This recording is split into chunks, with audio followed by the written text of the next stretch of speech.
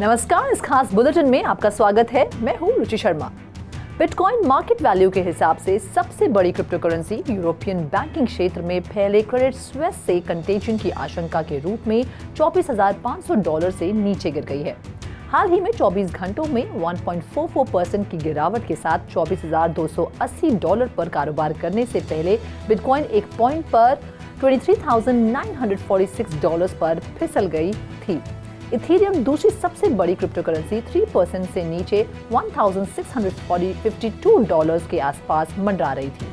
अमेरिकी consumer price index inflation के मामूली अपबीट आंकड़ों के जारी होने के बाद बीटीसी पिछले दिन $26,500 से अधिक हो गई थी। पिछले महीने की रीडिंग में 6% सीपीआई में सुधार हुआ और अधिक मॉनेटरी पॉलिसी डविशनेस की तलाश में इन्वेस्टर्स को उम्मीद है कि यूएस फेडरल रिजर्व कम से कम अस्थायी रूप से इंटरेस्ट रेट में वृद्धि के अपने डाइट को रोक देगा। स्विस नेशनल बैंक ने सीएस के बचाव में घोषणा की कि यदि आवश्यक हो तो सीएस को लिक्विडिटी प्रदान करेगा। एनालिस्ट का मानना है कि बैंकिंग टर्मोइल बिटकॉइन के लिए बुलिश मोमेंट बन सकती है। क्रिप्टो मार्केट कैपिटलाइजेशन पिछले 24 घंटों में 1.73% गिर गई और वर्तमान में $1.07 ट्रिलियन है। इसी अवधि में टोटल क्रिप्टो मार्केट वॉल्यूम 17.43% घटकर $83.34 बिलियन हो गई है। डीफाई मार्केट वॉल्यूम का हिस्सा 9.85% है, जबकि stable coins total crypto market volume का 94.93% है। बिटकॉइन की डोमिनेंस 0.52% बढ़कर 44.16% हो गई है। इस बीच सीएमई फेड वॉच टूल ने दिखाया कि वर्तमान में लगभग 55% ट्रेडर्स का मानना है कि फेड 22 मार्च से शुरू होने वाली अपनी अगली फेडरल ओपन मार्केट कमेटी की बैठक में इंटरेस्ट रेट्स में वृद्धि नहीं करेगा। अतिरिक्त 45% उम्मीद करते हैं कि फेड 25 बेसिस पॉइंट से रेट को बढ़ावा देगा। लोकसभा में सेंट्रल बैंक डिजिटल करेंसी पर एक प्रश्न के जवाब में केंद्रीय वित्त मंत्रालय ने कहा कि 28 फरवरी 2023 तक 130.41 करोड़ रुपीस का डिजिटल रुपी सर्कुलेशन में था। 13 मार्च को शेयर की गई प्रतिक्रिया के अनुसार रिटेल सीबीडीसी ईआर के पास 4.14 करोड़ के कुल सर्कुलेशन का हिस्सा है, जबकि होलसेल सीबीडीसी ईडब्ल्यू का हिस्सा 126.27 करोड़ है। ये खबर भारतीय रिजर्व बैंक द्वारा खुलासा किए जाने के कुछ ही दिनों बाद आई है कि इंक 42 के एक आरटीआई रिक्वेस्ट के जवाब में 3 फरवरी 2023 तक 2.73 करोड़ रुपीस का रिटेल सीबीडी सर्कुलेशन में था। स्विफ्ट ने कहा कि एपीआई बेस्ड सीबीडीसी कनेक्टर में 18 सेंट्रल और कमर्शियल बैंक्स के लिए क्लियर पोटेंशियल और वैल्यू है। कोलैबोरेटिव सैंडबॉक्स टेस्टिंग के 12 सप्ताह की अवधि के बाद लगभग 5,000 ट्रांजैक्शन 2 अलग-अलग ब्लॉकचेन नेटवर्क और मौजूदा फिएट बेस्ड पेमेंट सिस्टम के बीच सिमुलेटेड थे। स्विफ्ट ने एक बयान में कहा कि इसके पार्टिसिपेंट्स द्वारा सॉल्यूशन के निरंतर विकास के लिए स्ट्रॉन्ग सपोर्ट व्यक्त किया गया, जो सीबीडीसी के सीमलेस एक्सचेंज को सक्षम करता है। बुधवार को की गई एक घोषणा के अनुसार इंडिया और United Arab Emirates joint pilot conduct करके सेंट्रल बैंक डिजिटल करेंसी पर सहयोग करेंगे। अबू धाबी में भारतीय रिजर्व बैंक और सेंट्रल बैंक ऑफ यूएई ने एक मेमोरेंडम ऑफ अंडरस्टैंडिंग पर हस्ताक्षर किए। बता दें कि सेंट्रल बैंक दोनों देशों के सीबीडीसी के बीच इंटरऑपरेबिलिटी की जांच करेगा। घोषणा के अनुसार bank cross border CBDC remittance और ट्रेड की सुविधा के लिए जॉइंट प्रूफ ऑफ कॉन्सेप्ट और बायलैटरल सीबीडीसी ब्रिज का पायलट भी आयोजित करेगा। टेलीपरफॉर्मेंस, जो डिजिटल इंटीग्रेटेड बिजनेस सर्विसेज में ग्लोबल लीडर है, ने आज घोषणा की कि वह 16 मार्च को 24 घंटे का ग्रैंड ओपनिंग सेलिब्रेशन आयोजित करेगा, ताकि डिसेंट्रलाइज्ड मेटावर्स में अपने नए ग्लोबल हेडक्वार्टर्स का शुभ आरंभ किया जा सके। टेलीपरफॉर्मेंस लॉन्च पार्टी में कलेक्टिबल डिजिटल ब्रांडेड वेरिएबल्स जीतने के मौके के लिए DJs, treasure Hunt, wall climbing competitions और अन्य गेम भी शामिल होंगे। डिसेंट्रलैंड में नए टेलीपरफॉर्मेंस हेडक्वार्टर्स में एक कंसियर्ज डेस्क, एक रिक्रूटमेंट सेंटर है जहां लोग नौकरियों के लिए आवेदन कर सकते हैं। यहाँ पर एम्प्लॉयज और क्लाइंट्स के लिए मीटिंग रूम की व्यवस्था है और एक स्पोर्ट्स अरीना भी है। साथ ही एक परफॉर्मेंस स्टेज भी है और कंपनी के स्पॉन्सर एथलीट्स द्वारा आयोजित स्पोर्ट्स एक्टिविटीज के लिए जगह भी है। डिसेंट्रलैंड में नया टेलीपरफॉर्मेंस हेडक्वार्टर्स कंपनी के चल रहे डिजिटल ट्रांसफॉर्मेशन का हिस्सा है, ताकि इसके ग्राहकों को अपने ग्राहक को आसान, सरल अनुभव प्रदान करने में मदद मिल सके। लिंडन लैब्स टीलिया, जो वर्चुअल इकोनॉमी के लिए एक पेमेंट प्लेटफॉर्म डेवलप कर रही है, जिसे जेपी मॉर्गन से रिटर्न इन्वेस्टमेंट के साथ साथ सोल बेस्ड फिनटेक डुनामो से नई फंडिंग मिली है। टीलिया ने केवाईसी कंप्लायंट माइक्रो पेमेंट्स और ऑनलाइन गेम्स के लिए minted tokens, creator platforms, social commerce और अन्य डिजिटल सोशल दुनिया के लिए अपने प्लेटफॉर्म को एक्सपैंड करने के लिए $22 मिलियन जुटाए हैं। टीलिया जेपी मॉर्गन पेमेंट्स के साथ अपने प्रोसेसिंग प्लेटफॉर्म पर अपनी करंट कैपेबिलिटीज का विस्तार करने के लिए भी कोलैबोरेट कर रही है, जिसमें इंक्रीज्ड पेमेंट्स और पे आउट मेथड्स, एक्सपैंडेड पे आउट करेंसीज और सपोर्ट सर्विसेज शामिल हैं। Web3 golf company play today ने दुनिया के 2 सबसे बड़े गोल्फ इक्विपमेंट ब्रांड्स कैलावे और एडिडास गोल्फ को अपने वर्ल्ड फर्स्ट गोल्फ मेटावर्स में शामिल किया है, जो NSW ओपन गोल्फ चैंपियनशिप के साथ शुरू होगा। NSW ओपन के दौरान, जो 16 से 19 मार्च तक मुआमा NSW में रिच रिवर गोल्फ क्लब में आयोजित किया जाएगा, दोनों कंपनियां मेटावर्स में नए इंटरैक्टिव ब्रांड एक्सपीरियंसेस लॉन्च करेंगी।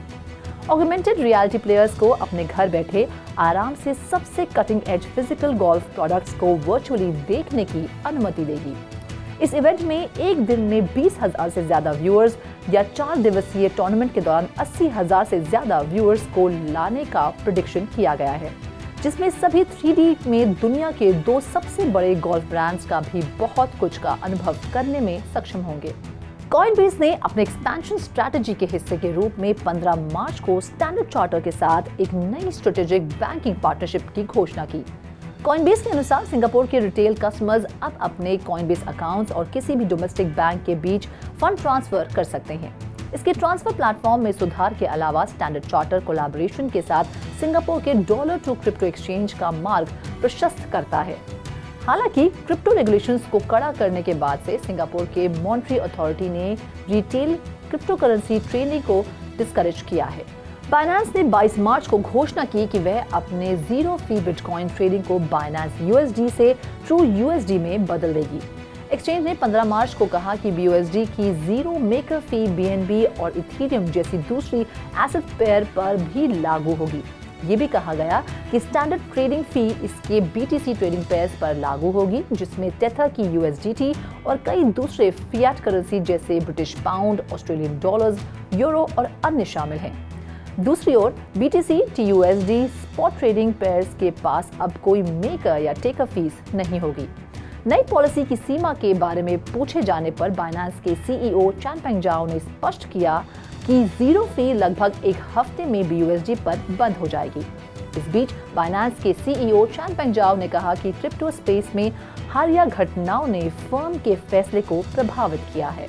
क्यूकॉइन की इन्वेस्टमेंट आर्म एक Chinese yuan pegged stable coin issuer का समर्थन करके नई स्टेबल कॉइन इनिशिएटिव्स का समर्थन करने के लिए आगे बढ़ रही है। स्टेबल कॉइन इशुअर और blockchain based payment services provider CNHC को क्यूकॉइन वेंचर्स से $10 मिलियन की इन्वेस्टमेंट रिसीव हुई है।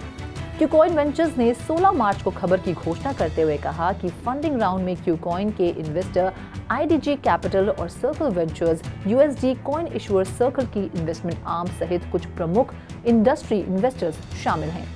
घोषणा तब आई जब न्यूयॉर्क में क्रिप्टो ट्रेडिंग सर्विसेज प्रोवाइडर करने में कथित उल्लंघन के लिए यूनाइटेड स्टेट्स में क्यूकॉइन पर मुकदमा चल रहा है। 9 मार्च को दायर किए एक शिकायत में न्यूयॉर्क के अटॉर्नी जनरल लेटिटिया जेम्स ने दावा किया कि क्यूकॉइन ने रजिस्ट्रेशन के बिना कमोडिटीज और सिक्योरिटीज को बेचने और खरीदने की पेशकश करके सिक्योरिटीज लॉ का उल्लंघन किया है। इस खास बुलेटिन में फिलहाल इतना ही। आप देखते रहिए 3.0 TV।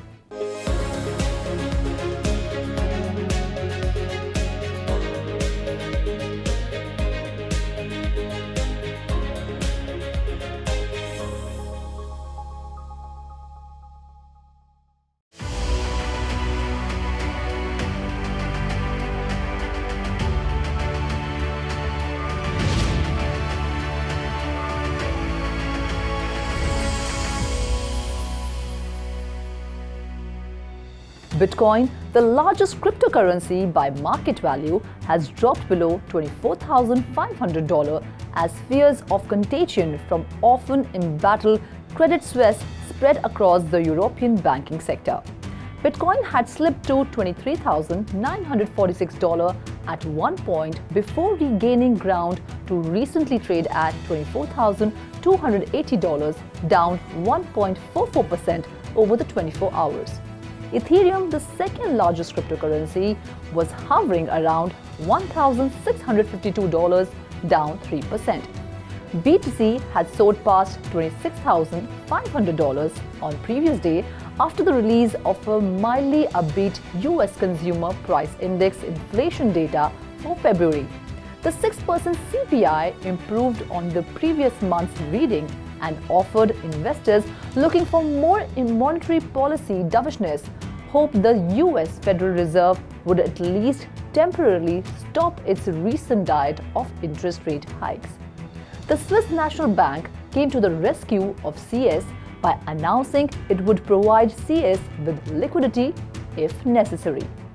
Analysts believe that the banking turmoil could ultimately become a bullish moment for Bitcoin. The crypto market capitalization has dropped by 1.73% in the last 24 hours and is currently at $1.07 trillion. The total crypto market volume over the same period has decreased by 17.43% to a value of $83.34 billion. The portion of DeFi market volume stands at 9.85%, while the stablecoins account for 94.93% of the total crypto market volume. Bitcoin's dominance has increased by 0.52% to 44.16%.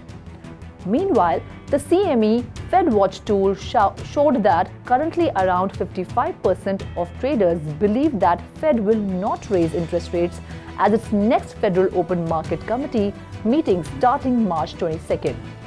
An additional 45% expect the Fed to boost the rate by 25 basis points, a stark change from a week ago when an increasing number of observers felt the Fed would increase the rate by 50 basis points.